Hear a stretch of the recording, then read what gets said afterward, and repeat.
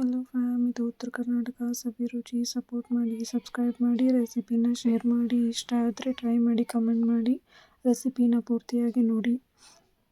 ಇವಾಗ ರೆಸಿಪಿ ಬಂದು ನಾನು ಪಾಲಕ್ ಚಪಾತಿ ಅಥವಾ ಪಾಲಕ್ ಪರೋಟಾನ ಮಾಡ್ತಾಯಿದ್ದೀನಿ.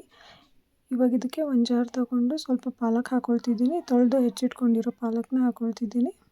ನಿಮ್ಗೆ ಎಷ್ಟು ಬೇಕೋ ಅಷ್ಟು ಪಾಲಕ್ ಹಾಕ್ಕೊಳ್ಳಿ. ನಾನು ಒಂದು ಕಟ್ನ ತೊಗೊಂಡಿದ್ದೀನಿ ಪಾಲಕ್ ಸೊಪ್ಪನ್ನ. ಚಿಕ್ಕ ಮಕ್ಕಳಿಗೆ ಇದು ತುಂಬ ಇಷ್ಟ ಆಗುತ್ತೆ ನೋಡೋಕ್ಕೆ, ಗ್ರೀನ್ ಇರೋದ್ರಿಂದ. ಇವಾಗ ಇದಕ್ಕೆ ಒಂದು ಹಿಡಿಯಷ್ಟು ಕೊತ್ತಂಬರಿ ಸೊಪ್ಪು ಹಾಕ್ಕೊಳ್ತಿದ್ದೀನಿ.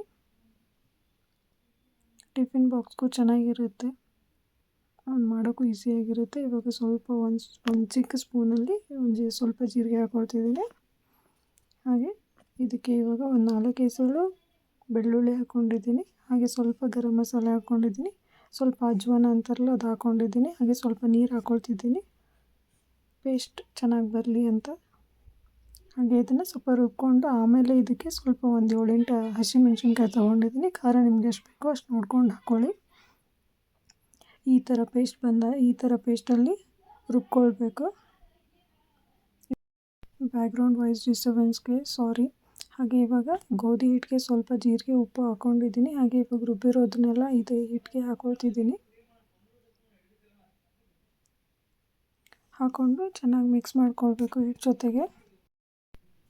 ಇವಾಗ ಇದನ್ನು ಸ್ವಲ್ಪ ನೀರು ಹಾಕ್ಕೊಂಡು ಮಿದು ಆಗೋ ಥರ, ಹಿಟ್ಟು ಸಾಫ್ಟಾಗಿ ಬರೋ ಥರ ನಾದ್ಕೊಳ್ಬೇಕು. ನಾದ್ಕೊಂಡಾದ್ಮೇಲೆ ಸಿಗ್ತೀನಿ. ಹಾಗೆ ಇವಾಗ ಸ್ವಲ್ಪ ಆಯಿಲ್ ಹಾಕಿ ಇದನ್ನು ನೀಟಾಗಿ ಮಿಕ್ಸ್ ಮಾಡಿಕೊಂಡು ನಾದ್ಕೊಳ್ಬೇಕು. ಹಿಟ್ಟು ಎಷ್ಟು ಸಾಫ್ಟಾಗಿ ನಾದಿರ್ತೀವೋ ಅಷ್ಟು ಚೆನ್ನಾಗಿ ಬರುತ್ತೆ.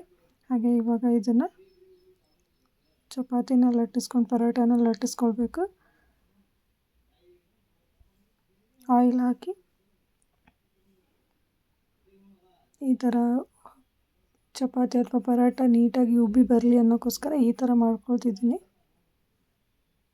ಸಾಫ್ಟಾಗಿ ಚೆನ್ನಾಗಿ ಬರುತ್ತೆ. ಗ್ರೇವಿ ಜೊತೆ ಎಲ್ಲ ಚೆನ್ನಾಗಿರುತ್ತೆ. ಮಕ್ಕಳೆಲ್ಲ ಇಷ್ಟಪಟ್ಟು ತಿಂತಾರೆ. ಹಾಗೆ ಟಿಫಿನ್ಗೂ ಚೆನ್ನಾಗಿರುತ್ತೆ. ಬೆಳಗ್ಗೆ ಟಿಫಿನ್ ಮಾಡ್ಕೊಳ್ಳೋಕ್ಕೆ, ಬಾಕ್ಸ್ಗೆಲ್ಲ ಹಾಕೋಕ್ಕೆ ಈಸಿಯಾಗಿರುತ್ತೆ.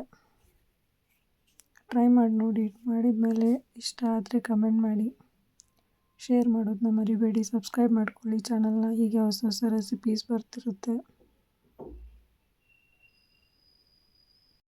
ಮೈಕ್ ಇಲ್ಲದೆ ವಾಯ್ಸ್ ಓವರ್ ಕೊಡ್ತಿರೋದ್ರಿಂದ ಬ್ಯಾಕ್ಗ್ರೌಂಡ್ ನಾಯ್ಸ್ ಕೇಳಿಸ್ತಿದ್ರೆ ಸಾರಿ ಫಾರ್ ದ್ಯಾಟ್.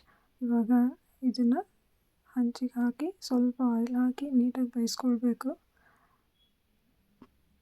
ಈ ಪರೋಟ ಅಥವಾ ಚಪಾತಿ ಅಂತೂ ಸಾಫ್ಟಾಗಿ ಟೇಸ್ಟಿಯಾಗಿ ಬರುತ್ತೆ. ನಾವು ಹಿಟ್ಟನ್ನ ಹೇಗೆ ಹದವಾಗಿ ನಾದ್ಕೋತೀವೋ ಅದರಲ್ಲಿರುತ್ತೆ ಎಷ್ಟು ಸಾಫ್ಟ್ನೆಸ್ಸು. ಹೀಗೆ ರೆಸಿಪೀಸ್ನ ನೋಡ್ತಾಯಿರಿ, ಟ್ರೈ ಮಾಡ್ತಾಯಿರಿ, ಕಮೆಂಟ್ ಮಾಡಿ. Until then take care. Thank you for watching.